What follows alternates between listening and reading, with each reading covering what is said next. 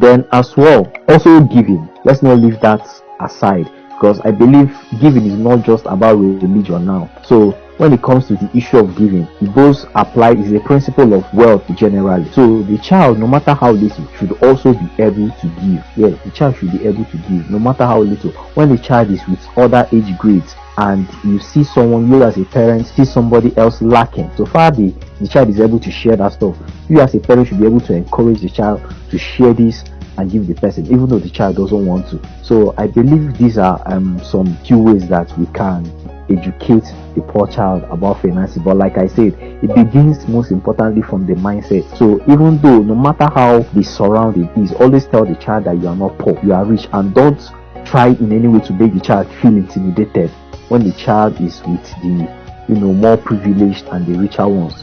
Don't feel like me now, using my own life as an experience. I didn't begin rich. Yes, my parents, yes, I won't call them poor, but I believe I came from an average family. But then when I was still little, we were not that comfortable. As a matter of fact, we were living in a public yard. I believe you know what I mean now. They face me, I face you, and all that, where you share the same toilet and bedroom with over 10 families and 20 families in the same compound. So it wasn't easy. But there was this thing that I always knew about my parents. They never made me feel inferior in front of any class of children, and I thank God for my mom, because when it comes to dressing, they always dress me very well. So when I go out, I'm always neat. Even in school, I don't come out and I feel somehow inferior before other children. So I believe these are the little things parents should do for their children. On sustainability, I think sustainability has more to do with trying to ensure that something is replicated with minimal or no effort. I don't know if you get, such that the effort that was put in years back to produce it will be minimal, in order to ensure that this continues and all that, and in such a way that the person working on it, maybe the person's health is not compromised. Okay, bringing it down to myself, a lot of people have actually asked me, was it your dad that pushed you to do architecture and all that? One thing I would agree, whether people say it or not, is that growing in a family where my dad is an architect has a way of, or like in a way, influenced my decision of wanting to study architecture. That's the honest truth. Even though that at the initial stage, as when I was in secondary school, the whole picture wasn't very, very correct. But one thing I know for sure is that nobody imposed it on us that you must do this or you must do that. And that is why, if you observe very, very well, the way I do architecture is quite different from the way what my dad did then. And as God has helped me, I was able to add other skills that is now facilitating what I'm doing, which is also helping him and now making what he's doing easier for him. But there's something I will not fail to share, which I will also point out to any parents who might be listening to this.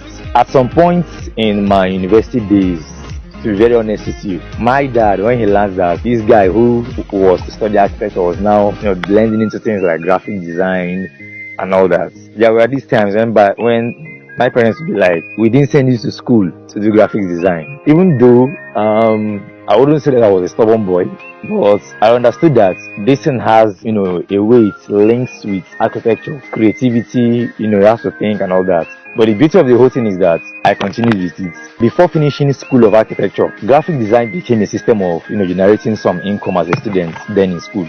And it was evident for me that it is necessary to have a skill. Even though architecture is a kind of skill-based profession, you building design, planning, construction and all that. But having graphic design to attach to it was a way to, add light to what is already existing. And now, bringing it back to sustainability now, like I said, sustainability of wealth has to do with improving what is in existence already for someone who is coming in the next generation. That as a parent, you don't have to necessarily streamline your child, maybe who you are possibly grooming, to do it the way you did it. But I believe that times are changing. Current trends come up, things are changing. And of which the parents, you may not always have to understand how it works. So sometimes you just have to maybe guide that child to it and let him or her observe from afar. Let me share something. Though it may sound funny, my dad recently took a course on, this artificial intelligence stuff and all that. Even though at some point my mom would be like, but then as someone whom though studied architecture, but then now have an advanced level of experience, I guided him through it. And currently, his presentations, conferences and all that. With knowledge of graphic design now, I do all those things, spice it up, make it look legit and all that. Okay, my other family member that I talked about, who also studied architecture, the guy is a video editor, a videographer, a cinematographer. Okay, recently we had to create a presentation video for my dad for a conference, an international conference that he was going for. Now, which if he had focused on, you must go by what I did, to be very honest with you, I might still be possibly in the same situation that he is, not having these extra skills. So in sustaining wealth, using my experience as an example, it is necessary that in as much as parents would want their children to follow after them or to improve on what they have done, they shouldn't limit it to their personal experiences or how they learned in their own time. They should also create room for that child to, express herself or express himself. But one thing I believe is that any child who knows what he or she is doing, or who has been guided to understand better how this life works, even if he ends up maybe not doing medicine just like the father, or maybe he ends up doing something else, there will always be a way to link what you have done to that your family business, or to link what you have done to that your family profession, to make sure that it continues, alright, it's sustained. And another thing I also want to add is that in every profession or every career, there is a business aspect of it. People should try as much as possible to understand the business aspect of their professions, and that is where innovation comes in. That is where creativity comes in. Just like you pointed out, branding, so to say, is not architecture, but then through experience and as God has helped us, we've been able to understand how to now integrate branding into architecture and real estate and pushing it. My other family member, video editing, integrating it into these things. And now we don't have to pay for these services to people. Or rather, my dad, he doesn't have to pay for these services now. His sons and the ones, attending to it. Something happened as at 2022 when my dad was the chairman of Nigerian Institute of Architects. In Imo State. He never knew that all the branding designs done for that event, like the event's branding, was done by one of his sons. So the day of the event, people were out. The chairman of the LOC met me. I was like, your son is amazing. So he did the visuals and everything. Man, my man was shocked. So when he now came back home, I was like, I see what you're doing. I love it.